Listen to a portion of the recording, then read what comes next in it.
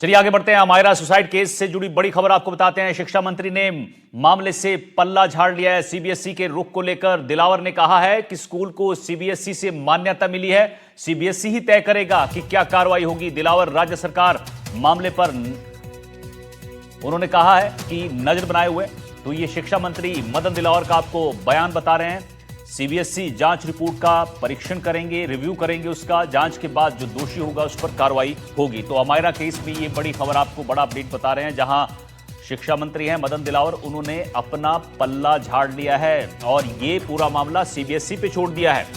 CBSE के रुख को लेकर उन्होंने बयान दिया है और कहा है कि स्कूल को सीबीएसई से मान्यता मिली है, सीबीएसई ही तय करेगा कि क्या कार्रवाई होगी। अब क्योंकि मान्यता उसके सीबीएसई से ले सीबीएसई बोर्ड को कार्रवाई करनी है। हमारे स्तर पर हमारी जांच कराई, जो हमारे अधिकार क्षेत्र में होता होगा, जितना हम कर सकते हैं वो हम करेंगे। यदि दोषी उसमें पाए जाएंगे तो। सर एक सवाल और कि वो स्कूल लंबे समय से बंद पड़ी है, तो क्या बाकी विद्यार्थियों पर उसका पढ़ाई पर असर नहीं पड़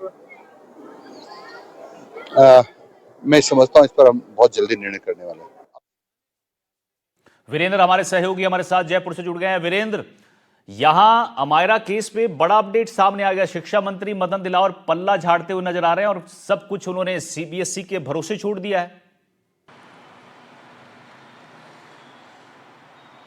देखिए, जिस प्रदेश के जो कह सकते हैं शिक्षा मंत्री का इस तरीके का बयान आता है, तो कहीं ना कहीं उन माँ बाप की जो एक उम्मीद होती है न्याय की, या फिर जो कह सकते हैं दोषियों के खिलाफ कार्रवाई करने की, वो उम्मीद कहीं ना कहीं टूटती हुई दिखाई देती है। क्योंकि शिक्षा मंत्री के द्वारा, मदन दिलावर के द्वारा जो बयान दिया गया, उन्होंने साफ तौर पर कहा है कि ये सीबीएसई स्कूल है, इसकी जो मान्यता रद्द करनी है या नहीं करनी है वो सीबीएसई बोर्ड के द्वारा निर्धारित होगी। यानी कुल मिलाकर जो है यहाँ पर राजस्थान शिक्षा विभाग के मंत्री के द्वारा इस तरीके का बयान दिया गया है, तो कहीं ना कहीं वो इस पूरी घटना से जो कह सकते हैं कि अपना पल्ला झाड़ते हुए दिखाई दे रहे हैं। इसके साथ ही आपको बता दें कि जिस तरीके से ये घटना घटी है, इस घटना के बाद से जो है लगातार सीबीएसई बोर्ड के द्वारा जो कह सकते हैं कि इस पूरी घटना की एक विस्तृत रिपोर्ट बनाई गई है और उस रिपोर्ट के अंदर जो खामियां थी और जो लापरवाही थी, उन चीज़ों को जो है पूरी तरीके से हाईलाइट किया और 30 दिन के अंदर जो है इस पूरे मामले के ऊपर जवाब देने की बात भी जो है सीबीएसई बोर्ड के द्वारा की गई है।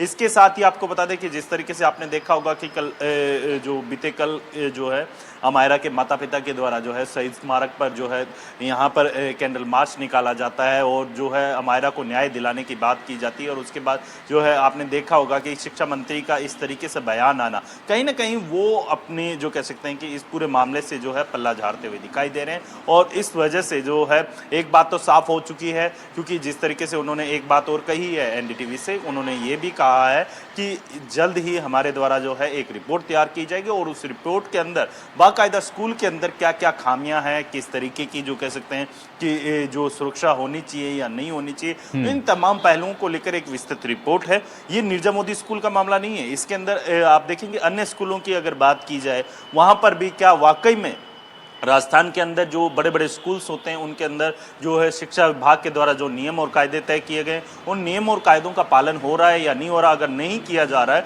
तो उनको लेकर जो है राजस्थान शिक्षा विभाग या राजस्थान के शिक्षा मंत्री जो है वो क्या कुछ ठोस कदम लेने वाले हैं। लेकिन ये मदन दिलावर पल्ला झाड़ते नजर आ रहे हैं। ठीक है, आपने सीबीएसई के भरोसे छोड़ दिया, लेकिन एक सवाल तो ये उठता है कि पुलिस ने अब तक क्या किया और साथ ही सरकार ने क्या किया। जो कार्रवाई होनी चाहिए थी, स्कूल की जो गलतियां हैं, चाहे वो किसी टीचर की गलती थी या प्रबंधन की गलती थी, कहीं किसी के खिलाफ कोई कार्रवाई आज तक नहीं हुई है। देखिए, ये हम विडंबना कहेंगे अनिल, क्योंकि जिस तरीके से देखा गया है कि 20 दिन से अधिक समय हो चुका है और एक जो कह सकते हैं 9 साल की बच्ची और 4th क्लास में पढ़ती है और वो इस तरीके की घटना को अंजाम देती है। ऐसा क्या हुआ उस दिन जिसकी वजह से जो है एक छोटा बच्चा है जो इतना बड़ा कदम उठाता है। ये हालांकि जांच का विषय है, लेकिन सबसे बड़ी बात यह है कि क्या पुलिस है वो लगातार पिछले लंबे टाइम से जांच कर रही है, क्या कुछ उसकी जांच रिपोर्ट रही, ये भी जो कह सकते हैं सवालों के घेरे में है। क्यों जो है इस पूरे मामले को लेकर जांच, देखिए वीरेंद्र, एक चीज मैं जिस तरीके से ये जांच, यहां पर स्कूल की जिम्मेदारी बनती थी, बच्ची की हालत कैसी भी थी, लेकिन स्कूल की जिम्मेदारी यहां पर बड़ी यह बनती थी कि बच्ची अकेली कैसे चली गई। सबसे बड़ी लापरवाही तो यही है। बाकी तो जांच की बात अलग है। आपने कार्रवाई की क्या, सरकार ने किया क्या अब तक?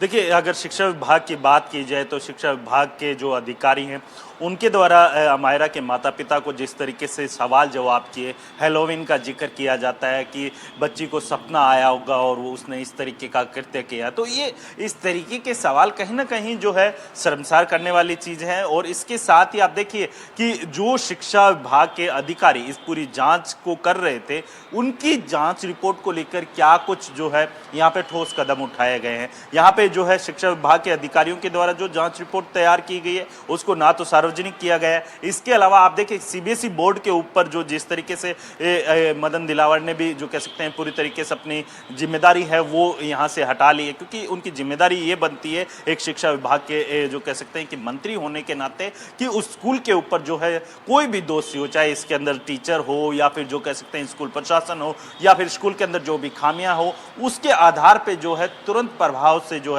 बड़ी से बड़ी कार्रवाई है उनके ऊपर करनी चाहिए थी। बिल्कुल बड़ी कार्रवाई होनी चाहिए थी, लेकिन अब तक नहीं हुई है। के ऊपर ढोला जा रहा है। बहुत बहुत शुक्रिया।